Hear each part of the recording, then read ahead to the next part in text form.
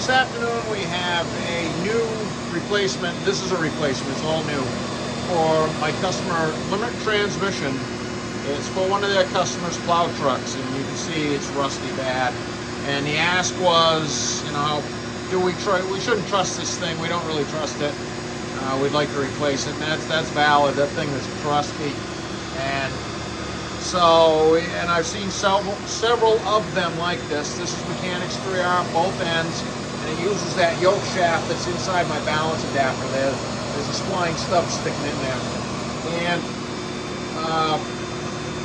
there is kind of like the long way around to get back to something to replace this with. And the upset here is that GM in their wisdom made these shafts out of, it looks like it's 2 3/16 OD, like 165 wall tubing. It's an oddball size, but I always get them and they look like that, so it's hard to tell exactly what the OD used to be. You can say I blasted that off. This one here, I carved it apart because I wanted to see what the hub diameter really is.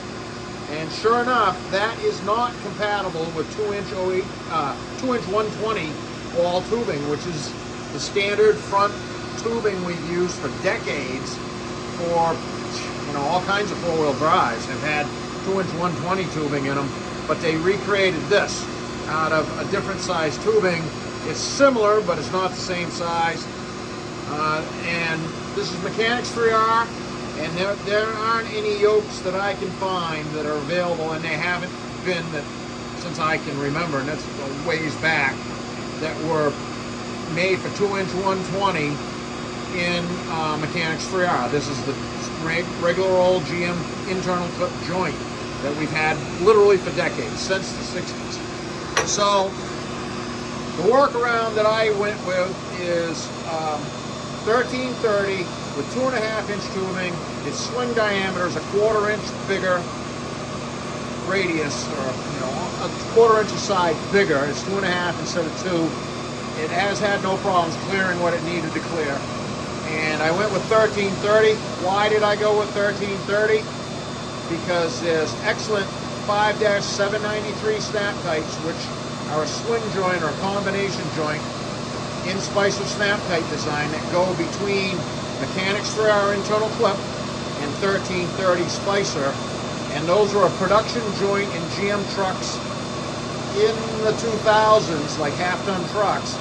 So that is an available joint, but these are Spicer snap tight style U-joints, and they're very durable.